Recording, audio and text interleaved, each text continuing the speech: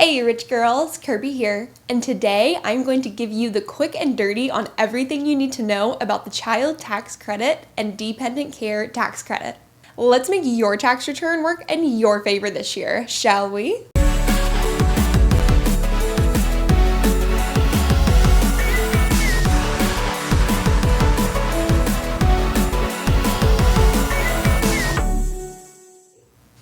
This is Rich Girl's Guide, where we demystify the world of personal finance to help you create a financially successful and fulfilling life. I'm your host, Kirby Delicano, and I worked in wealth management for over 6 years before leaving the office to focus on my business and my family. In today's episode, I'm going to be focusing on figures for the 2023 tax year, since that is what most of us are probably working on right now. I will still throw in some 2024 figures so that you can start prepping for 2024 taxes. Let's start with the basics. What is the difference between a tax deduction and a tax credit? A deduction just means you get to deduct a certain amount of money off of your taxable income. A credit, on the other hand, is actual money either taken off your tax bill or, even better, money added to your return. For the most part, you will always want a credit over a deduction. Today we are focusing on two different tax credits, the child tax credit and the dependent care tax credit. Anyone with kids under the age of 18 are able to claim them as a dependent on their tax return. Now, I'm not going to list out all the requirements for being able to claim them as a dependent, but if you are a single parent or share custody, I'll leave a link to the IRS website below that you can check out. This can be a huge bonus come tax time. For 2023, the maximum credit you can receive per child is $2,000. That means if your tax bill is $3,000, you get to subtract that $2,000 and now your taxable bill is only $1,000. However, there is a downside that I did not figure out until I was able to take advantage of this tax credit myself back in 2018. If you are an upstanding citizen and you withhold the appropriate amount of taxes throughout the year, and you either don't have a tax bill or you will be receiving a tax return, the IRS actually penalizes you. No! God, please, no! Instead of giving you a full $2,000 tax refund, they will only give you $1,600 in the form of a refund. That's a $400 penalty for paying your taxes on time. For 2024, they are increasing this to $1,700, which is heading in the right direction, but I am still baffled as to why they would penalize taxpayers for paying their taxes throughout the year. So, I have been on a mission the past 5 years to get our tax bill as close to zero as possible, so that we can take advantage of the maximum child tax credit while not having a hefty tax bill at the end of the year. I can't say I've been the most successful with this endeavor, but I will tell you that even in the years where we owe come tax time, we always have money set aside to cover the tax bill. We intentionally put aside money each paycheck for this. And bonus points if you use a high yield savings account to earn some interest from the bank on that money you've saved. Personally, I would much rather owe the IRS, pay a small penalty for underpaying taxes throughout the year, and get our full $2,000 tax credit.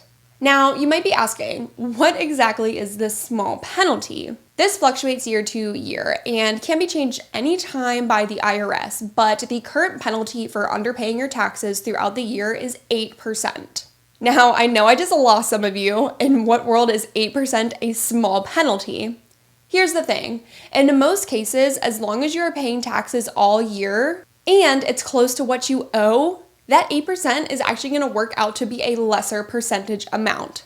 But instead of going through the numbers, I have a hack for you that is easier and will let you avoid paying a penalty altogether. As long as you pay 100% of last year's taxes, so taxes paid in 2022, or 90% of this year's taxes, you can avoid the penalty altogether. Since most people will be making the same or more in subsequent years, I would default to paying 100% of last year's taxes, unless you know you're going to be earning less and therefore paying less in the current year. If you pay 100% of last year's taxes, but it's still less than what you owe this year, then you will receive the full $2,000 child tax credit and avoid the 8% underpayment penalty. Easier said than done, I will say. I'll keep y'all updated on how we end up making out this year on our taxes. Also, I definitely should have mentioned this earlier, but if you are not a numbers person, if you've had difficulty in the past getting your tax return done, or you have a complicated tax situation,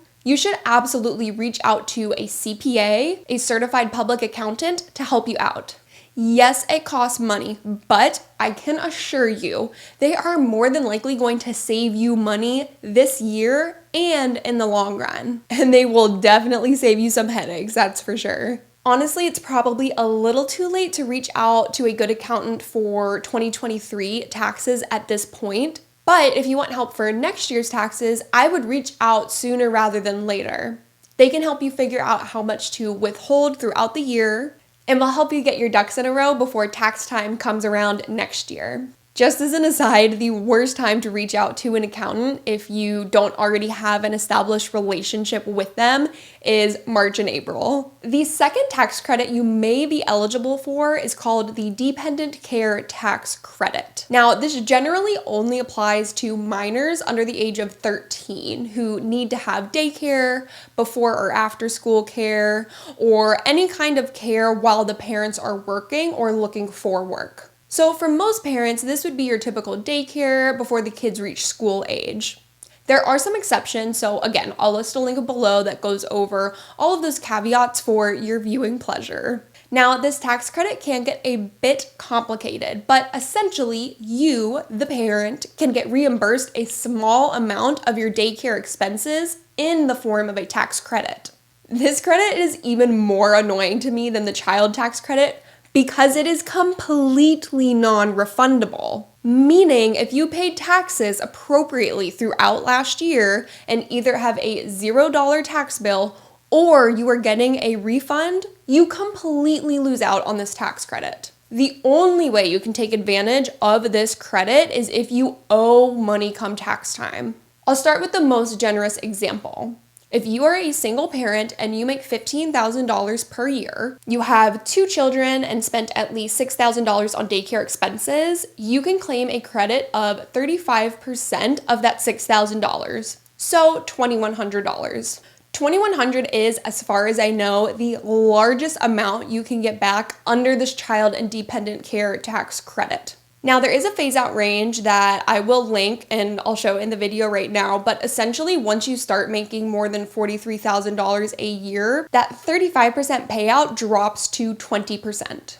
The least generous example would be parents who make over $43,000 collectively, have 1 child, and have at least $3,000 in childcare expenses. They will receive 20% of the $3,000 in the form of a credit, which equals $600. While this can be a huge help come tax time, believe me, I know, this is just a drop in the bucket when it comes to daycare and childcare expenses.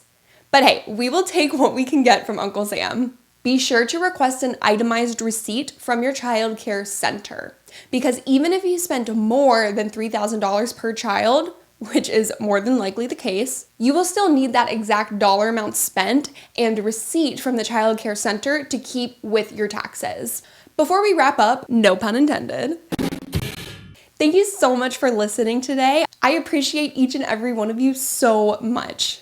If you're watching on YouTube right now, I would absolutely die for you to hit that subscribe button. And if you're listening on a podcast platform, be sure to hit that follow button. I'm going to be sharing lots of really quick, easy to understand tax information leading up until April 15th, tax day. So be sure to tune in so you don't miss an episode. While taxes can be really confusing for a lot of people, myself included, keeping up to date on the latest credits, the latest deductions, and just Googling, what's new this year come tax time can really help you out. Again, don't be afraid to reach out to an accountant. They are not scary people. They are there to help you. On that wonderful note, I bid you adieu. See you next Monday. Later, rich girls.